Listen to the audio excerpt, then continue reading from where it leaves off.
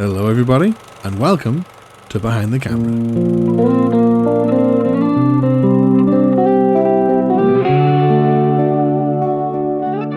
Here we are with episode 121 of Behind the Camera. As always, before we get into today's show, if you would like to support the podcast, you can follow me on all social media using the link in the description, which will take you to all platforms, and also includes the link to my book, Behind the Camera, The Journey So Far, which you can get in paperback, ebook, and free to read on Kindle Unlimited. I'm also on Patreon. For £3 a month, you'll get access to more behind-the-scenes content, including an exclusive series where I catch up with old guests and much more.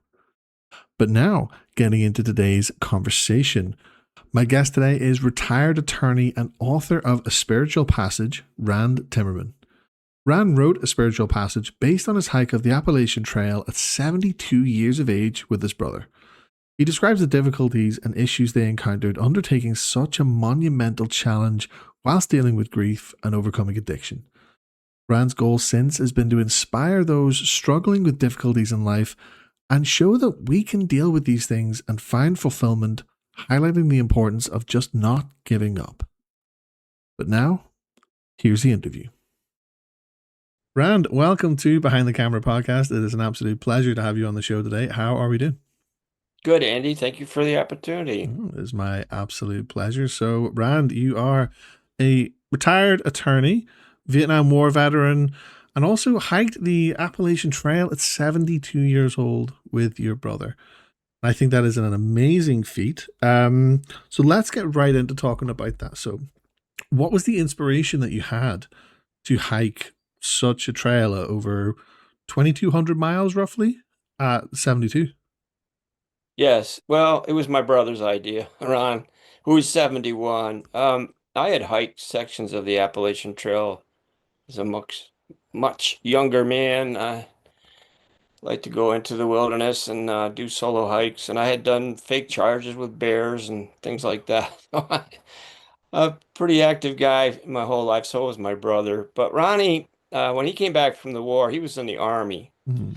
He was a machine gunner on a helicopter in the Army. I did that for a little while in the Marine Corps. And when he came back, he met our mother's best friend, Edie, who was 14 years older than Ronnie. And on their first date, she brought the three youngest of her 7 children. Oh, wow. And he fell madly in love with her. Built a house in upstate New York and near Watertown. And they ended up in the Mormon church. And Ronnie became a bishop, actually. Oh, wow. In the Mormon church, did a lot of weddings and funerals. And then when the kids were older, they moved to Utah, which was, of course, the home base, so to speak.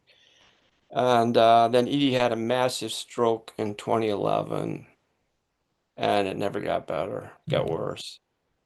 And she passed in 2017, November 17th. So I talked to him on the phone. I had never actually been out there because I'm on the East Coast, and I ended up going out and hiking in the desert with him. And he had said something about hiking the Appalachian Trail, which I thought was truly insane idea. When I got there, we're hiking. It's beautiful, and he brought it up again, and he said, "I'm going to hike the Appalachian Trail." I go, "Bro, that's a hell of a thing. How are you going to do it?" Well, it turned out, Andy, he'd done a lot of research. He got all the equipment. He had the maps. I mean, he was dead serious. Wow. And he'd also done a lot of hiking in Utah and so on and so forth. And he said, "I'm going to get on a Greyhound bus and go to Springer Mountain, Georgia, and start walking." And I said, "Well, that's kind of insane." So I said, "How about I go with you?" And so we went. I met him down there, and his son, oldest son, Rick, also came for the first couple of weeks, which was a blessing. Yeah. And we started walking. Yeah. And I have an artificial knee. I had an artificial knee then. It was supposedly worn out. It was supposed to be good for 10 years or 10,000 miles, whichever came first. When I started hiking on the Appalachian Trail, I already had well over 50,000 miles on that sucker. And my right leg was shorter than my left leg, which had the artificial knee in it, by a half an inch. So I like to brag, I'm the limpiest man old man, but the Olympiest man to hike the Appalachian Trail. Um, and in the book, when I wrote the book, I never planned on writing the book, but it ended up doing. I took a lot of I had 6,000 pictures basically, Hmm. and then I kind of did it as something for the family type of thing. Yeah, Yep. But I'm a recovered alcoholic, and I ended up putting my story in there about that. So that's part of why we call it a spiritual passage. We both had spiritual experiences on the trail. But it was definitely the hardest thing I ever did when nobody was shooting at me. for sure. I can only imagine. Like, is 2,200 miles. How long did it take you to do the full trail? It took about 9 months altogether Nine over months. 3 years. We did 1,400 and I think it was 56 miles in the first year, made it to basically New Jersey. Hmm. Um, and had lost. We did 1,400 and I think it was 63 miles that first year, but we had lost. We were like 155 pounds. You can't possibly eat enough food to maintain your calories. So we had lost a lot of weight, and I didn't expect that we were going to quit, but came out one day in August. It was 100 degrees temperature, 100 degrees humidity. Took me, I don't know, 11 hours to go 11 miles or whatever Oh it wow. was. And my brother was standing in the parking lot. Actually, he's on the trail, and he's standing there with his hands on his hips, and he looked at me. He said, "You want to go home?" I said, "Yeah." I figured we were done at that point, but then the next year he called me up and said, "You want to try to finish it?" I said, "Sure." Yeah. And was that just a case where you just picked up where you left off, like where you got off that last time? You just went back to that same place and carried on the next year? Yep, yes, we did. Yeah. Yep. Okay. Okay. Yeah. And we had lots of troubles. It was extremely difficult. I don't know if you've ever hiked much, but Nothing the like that for mountains are sure. different. Yeah. We were both very active. I ran 26 marathons as an Wow. adult. Ronnie ran a few. I did cross-country ski races in the wintertime all over North America, 50 Ks, which is 32 miles. So Hmm. he and I, we're not big men. We're both about 5'8", 165, 175 pounds. Uh, you look at us, we don't, we're not going to blow anybody away by our physiques or anything. But we both had really strong motors Hmm. and that military training that gives you that grit that if you say you're going to do something, and with my brother especially, if he says he's going to do something, he's going to do it or die. That's pretty much the mindset that he Yeah. had.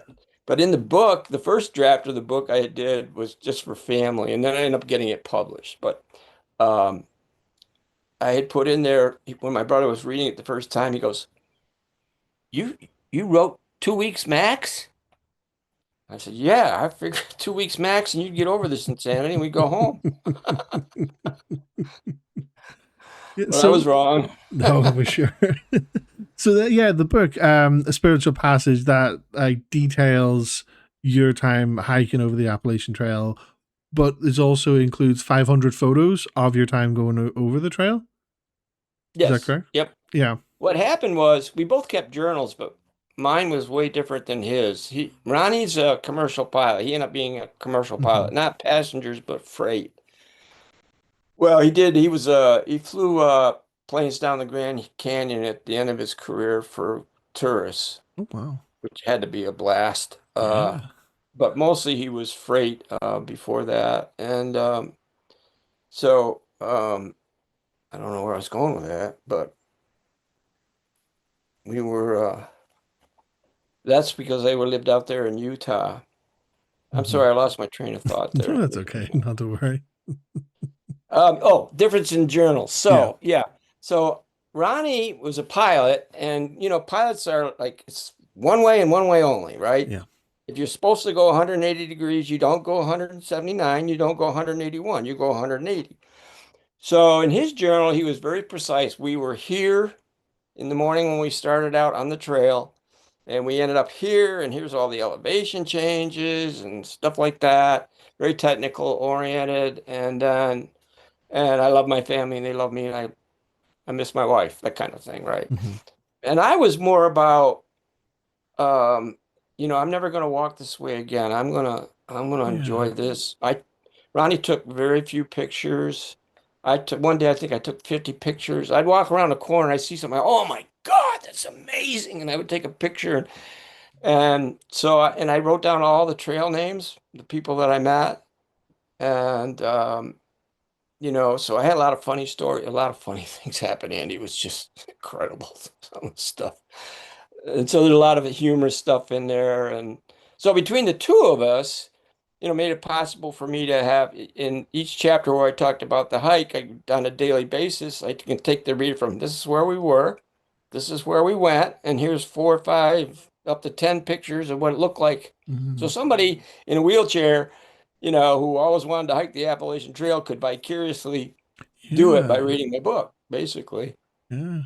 That's like a lovely way to put that. Like it's a really nice way to like really detail what it's like, from lived experience as well. And I find it very fascinating, the difference between your experience and Ron's experience in terms of like just solely because of, well, I suppose interest really. You have Ron sounds like he's very much planned everything to the like I'm assuming you're talking down to how many miles a day was possibly projected, whereas from the sounds of it, you're there. It's just like let's just walk and see, just like take it all in at the same time. Yeah. Ronnie studied the maps every night. I have lots of pictures of him looking at maps. In one of them, there's a deer standing there looking over his shoulder practically. I don't know about the second week. I decided, you know what? I'm not looking at the maps anymore. I'm not going to look at the elevation or the terrain features. I'm going to pretend it's 1970 and I'm just going to walk. Yeah. And whatever pops up, pops up. So that made it a lot more adventuresome for me and it made it a little bit easier in a sense. And Ronnie was more down, head down, marching. I'm doing this to have the pain of the physical exertion as opposed to the pain of my grief and my loss type Hmm. of thing, right? He was trading one for the other or trying to. Although he had some pretty powerful spiritual, it changed over time for both of us. Yeah. I fell down every day. Uh, I broke 4 poles. Uh, I ended up falling down a rock slide in Wilcox Mountain in Massachusetts. Damn near killed me. Oh wow. And I think at that point we had done 16. I ended up doing 1,863 miles of it. Made it into the Whites. I made it over Moosilauke and Wolf Mountain, which are north of Washington Mountain, the highest mountain in North America with the highest wind speeds, 246 miles an hour or something like that. And but I ended up having a hip replacement while Ronnie finished it with his son, Mm, Rick. So I didn't do the last couple 100 miles. no. Well, I mean, I think when you have that kind of, you know, when that kind of incident, it kind of makes sense. But so, and obviously, when you were both on the journey, you were both kind of dealing with your own personal traumas and things like, obviously Ron's grief from losing his wife and, yourself being a recovered alcoholic. And in terms of it being like a spiritual journey, what sort of aspects of that kind of were helped you both deal with, your own personal demons? Completely differently. Yeah. Ronnie was always a spiritual guy. He and I talked about this a fair amount. Ronnie never lost his spirituality, not even in Vietnam. Vietnam was brutal, and whatever vestiges I had of being a Baptist youth disappeared one day on a battlefield, and Mhm. I made the conscious decision. If there was a God, he didn't have any idea what the hell he was doing, as far as I was concerned. The men that were dying were a lot better men than I felt like I was. Mhm. And I just turned my back and gave him the big middle finger and said, I'm done with you. And never addressed it until I had to gosh, almost 55 years later when alcohol started kicking my butt Mm. big time in my late 50s, early 60s. And so I had to have a transformative process. Uh, and I did a specific 12-step program Yeah. with for alcoholics who like to remain anonymous. And that changed my life and made a connection for me with a higher power. So I was 4 years totally sober with Ron. I'm 12 now. I'm 80 years old now. I've got 12 years. And once I got sober and had finished the program, you never finish it, but had been through it the first time, I started working with other men. So even on the trail, I was doing meetings in my head and I was talking to guys that I was helping stay sober. In the morning, I had a set time. I turned my phone on and tried to be somewhere where I had a signal. And so there was that spiritual aspect for me. And then, I had some really close calls. And Ronnie had a couple of very profound spiritual experiences where he, in one case, with Edie and our father, who was a Mustang pilot during World War II and had polio when he was 27, almost Wow. died, ended up paralyzed from the waist down. And we came from a warrior family. I didn't really appreciate it when I was a kid, but all my uncles had fought in World War II. And my mother was engaged to a man who was killed on Omaha Beach on D-Day. Wow. Poor guy. It was good for Yeah. me because I wouldn't be here.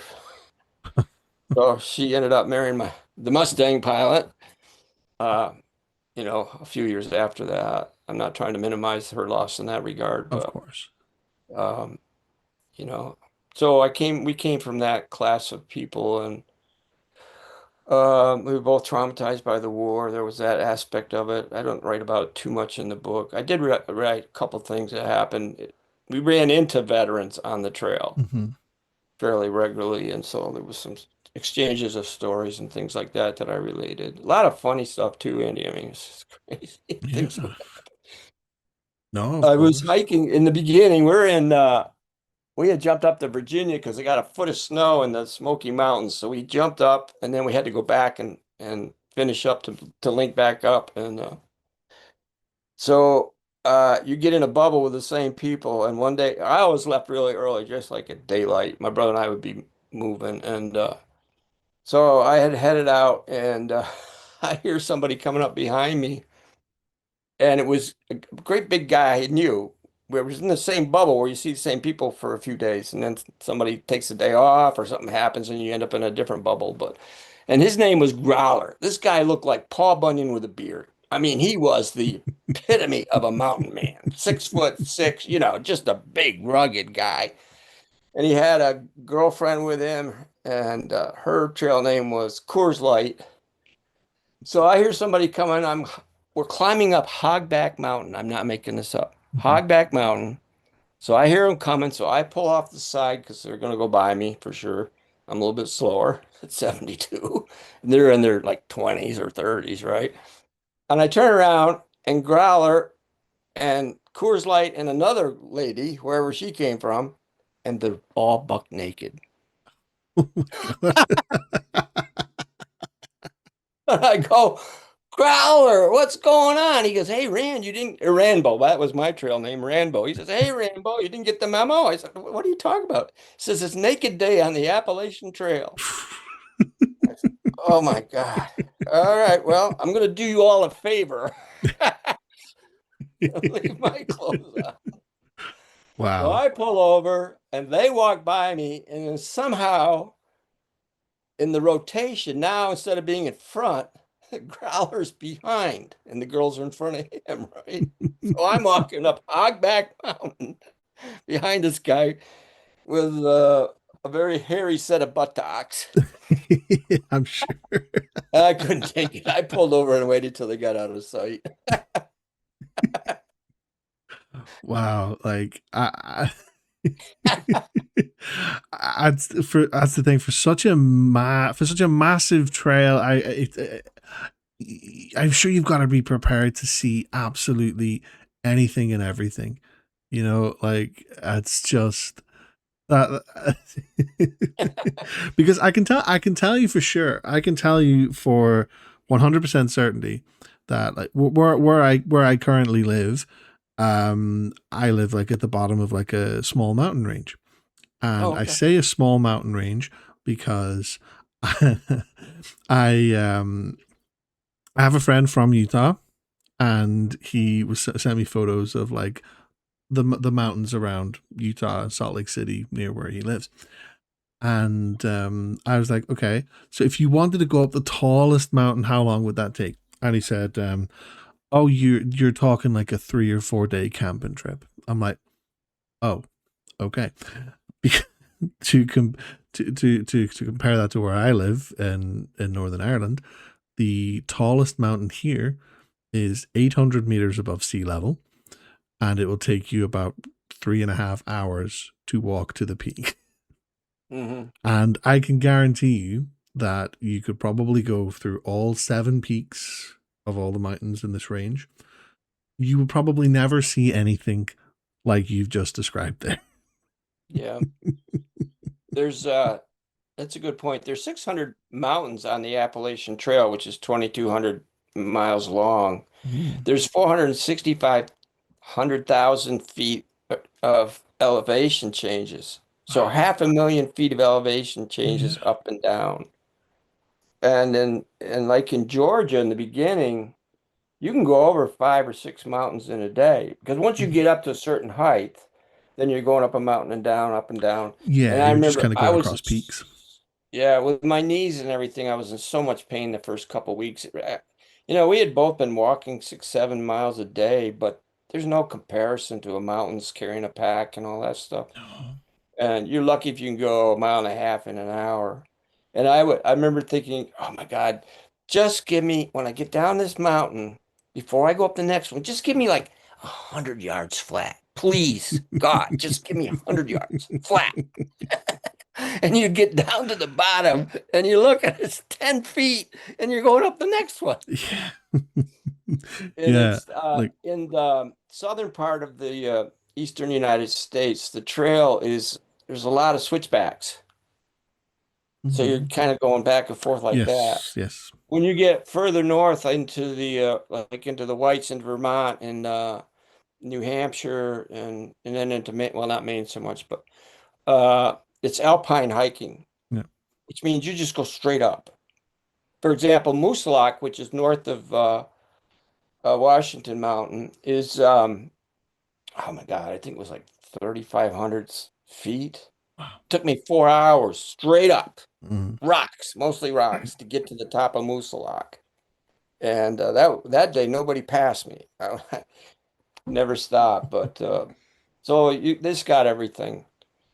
Big, Yeah. tall, up and down, and sometimes just up, up, up, up. And Moosalak, when I got up the top and started back down, I was like, oh my God. It was so scary I'm sure. because, Yeah. you're looking down and it's all rocks. Now, don't forget, I had already messed up my hip bad. We had gone off for the trail for a month. I should have probably gone and got medical, but I didn't. Let the pain kind of ebbed, and I started walking again. And then Ronnie called me back up. You want to try to finish it? I said, okay, sure. And we went back, but I was not, I was not healed. And No. I did another 300 miles on a really, you know, a lot of pain. And at the end, I just couldn't do anymore. I was just, Mhm. I couldn't sleep. If you can't sleep because the pain is so bad, then Yeah. uh, and I just It's- ran out of gas completely. That last day so we had to go back to do Washington, and we had walked in maybe a mile, and we got to do 3 day full pack over Washington. And the reason we couldn't go there when we got there was because of snow mm. in July. Oh, It oh, in snows July, there every right? month. Yeah. And we started up and we were clear to go across, and I turned around, looked at Ronnie, and I'm back down to like 150 pounds, and I just started crying, and I didn't want to break his heart, but I just can't do it anymore. Mhm. Yeah. And he was okay with it, but then he did finish it with Rick. Thank God, I'm glad he did. Yeah, of course, of course. Especially like given how much it meant to him doing that from it being his idea to something he'd repeatedly said as well. And so once you had finished, all that you did of the Appalachian Trail, like how long did it take you to physically recover from all of that? Uh, well, I had the hip operation, and ironically, the day I got out of the hospital, I had a walker. They told me to use that, and I got to my daughter's house where I was staying in Tennessee, and there's a loop there. So I take the walker. We're gonna go walk around it, and I realized not only was the pain in my hip gone, it's like a 6-inch incision. It was infected, so I did have some pain. It took a while for Oh that to wow. go away. But the Mm-hmm. pain of the hip was gone. And then I realized the pain in my knees was gone. Oh wow. Okay. So because of apparently what had happened to my hip, it was causing my knees to. I thought I was probably going to have another knee replacement, but and I'm still walking 6, 7 miles a day, Andy. Oh wow. Yeah. I like But to walk in cemeteries where it's nice and hilly and everybody's dying to see me there. but like I think that it is such an important routine and habit to keep up because like you get to a point that you just being active is that makes a huge difference. And I think this doesn't matter what age you are. Like your level of activity is just pivotal to your well-being, your health, and your overall quality of life. Like, I mean, to be walking 6 or 7 miles a day at 80 years old, like, is fantastic. Like, I'm in my 30s, and well, me myself included, know people who don't get that much in a week or a month. Like, it's honestly like incredible stuff, and that's.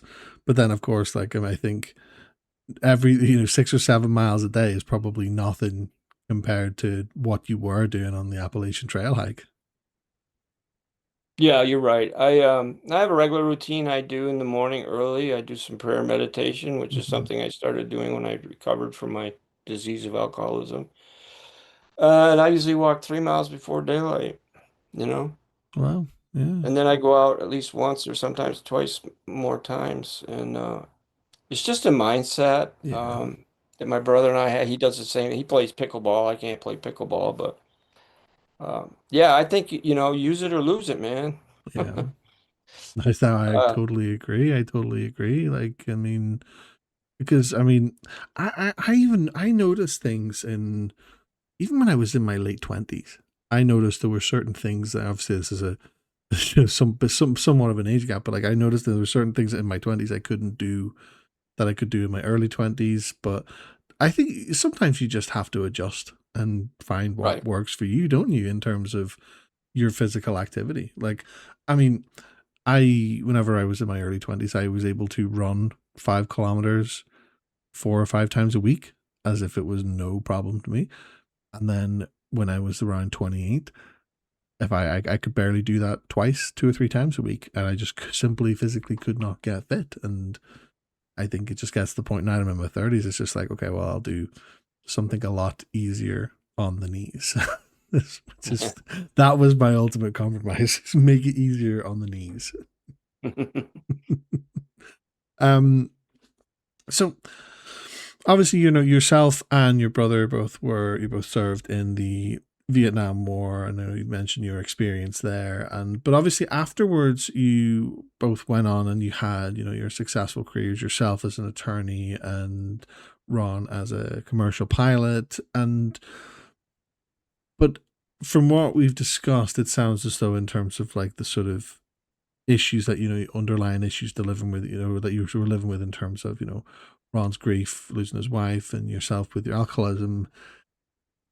Do you think that some traumas that you have don't go away no matter how well your life is turned around given the circumstance? It's just something needs to happen for you to be able to fully address it and be able to really overcome it.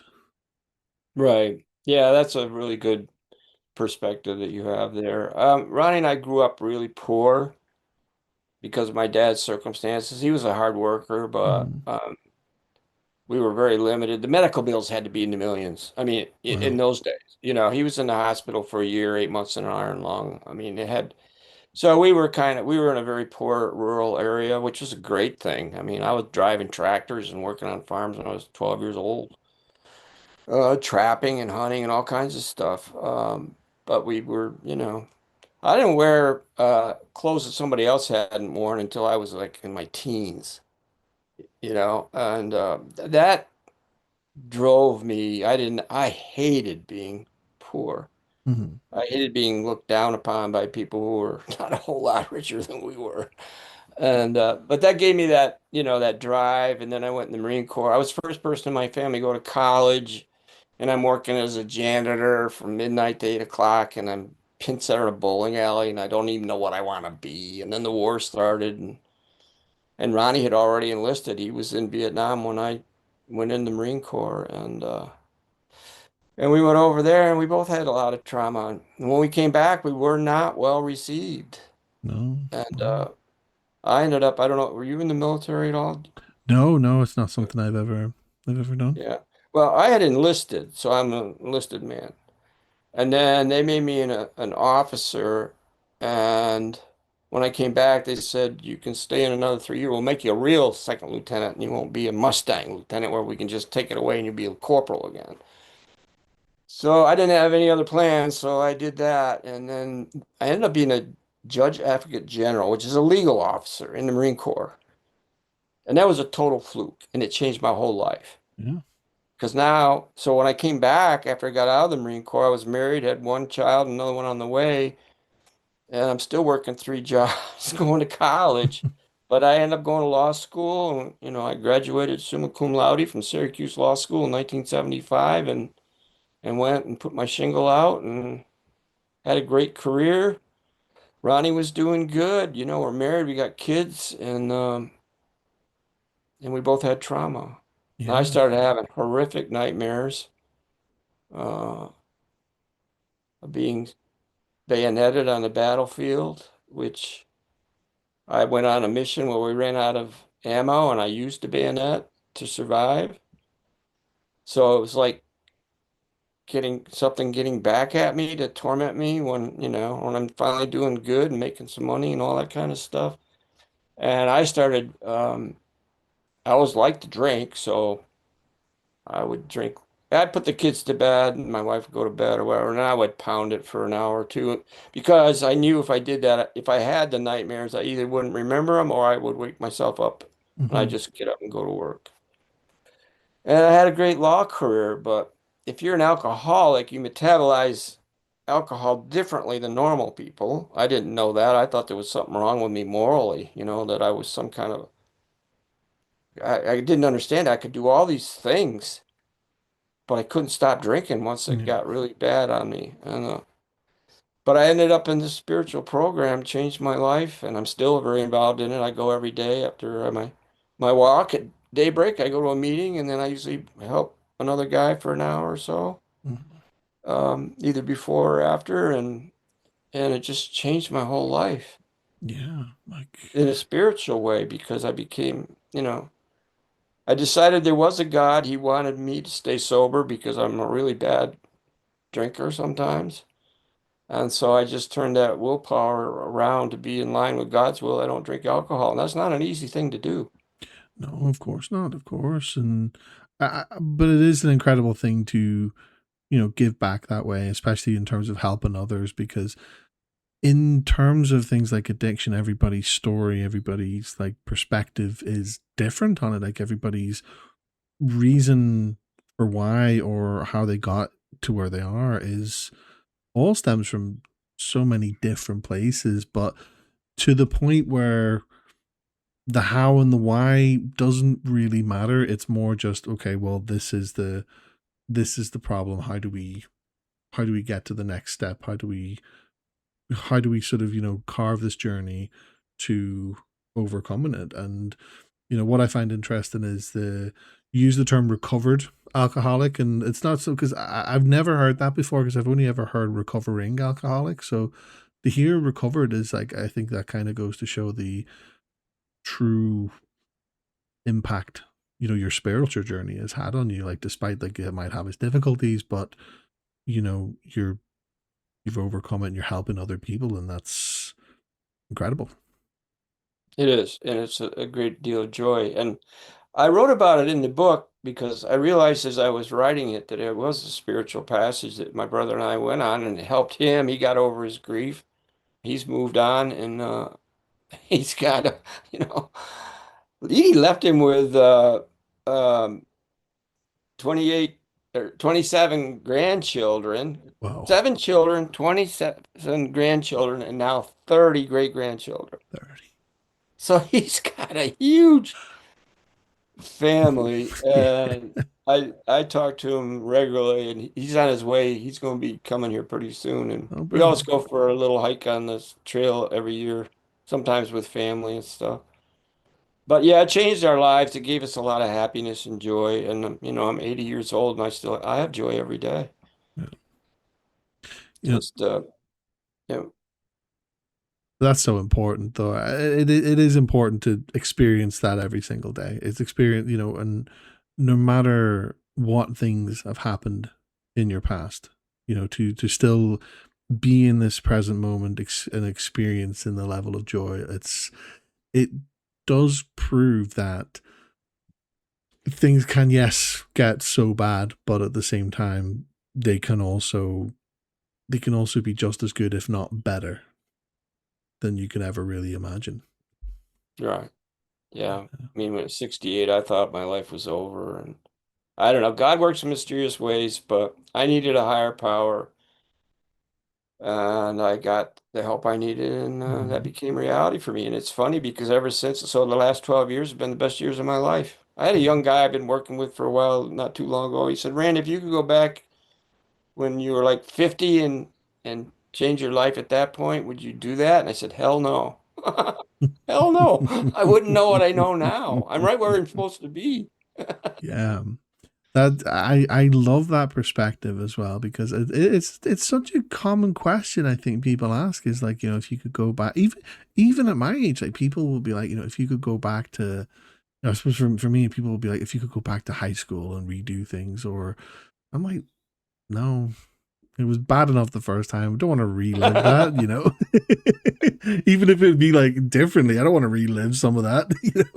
And like, but like, most importantly, like you say, it's like, where you are right now is where you're meant to be.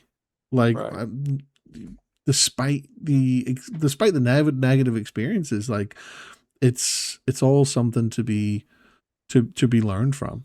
No Yeah. matter at what stage of life, and it's yeah, it's There are there's some indications that the book is helping people who are struggling with addiction and or alcoholism like I did. I had a host when we got done. I don't know, he was talking to me, and we actually talked for about an hour after the we were done. And it turned out his dad is, he said his dad was a policeman, but he was drinking so much he wasn't working right then, and his whole career was in jeopardy and blah, blah, blah. I said, well, I'll send him the book because it describes how I got sober and what I had to do and how the program helped me, and it's free and all this good stuff, and you get a sponsor and blah, blah, blah. And he was kind of reluctant. And then finally, he sent me an email about a month later. And he said, "All right, I'm sending you my dad's address. Send him the book, but don't tell him I had anything to do with it." See, I didn't realize, but that was his bugaboo. So I sent the book to the guy. I autographed it and said, "I understand." Or I said, "Hopefully, this will help you with your difficulties. Happy trails," and sign my name to it. That was it. Right. And I sent it to the guy. I figured that was done. Well, son of a gun, Andy. About 6 weeks later, I got an email from the guy. My email's in the book, and he says, "I don't know why you sent me this damn book, but I'm going to do something different. Thank you." that's amazing. That's Yeah, incredible. Yeah. that's incredible. And I think it goes to show, it's like, when people kind of struggle to make the first steps in terms of, overcoming trauma, addiction, things like that. But I think it kind of goes to show like how far human empathy really can go when you see Hmm. somebody else in the same situation, what other people are doing, And it's one of those. I think. I mean, I cannot speak from experience because I've never, thankfully, in touch wood, suffered from addiction. But I've been around it at times in life, and I've seen where sometimes people do get to that level of like desperation, almost, where it's like, okay, I will do anything, I will see. And something I've been curious about, throughout our conversation is, was there an element of just being out on the trail in the elements, just at peace almost?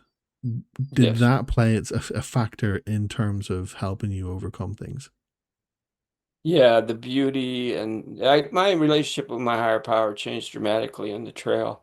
And he got way bigger. It got way bigger. I was always like, God's everywhere, he's in you, and so on and so forth, kind of. So I had kind of a small image of my higher power.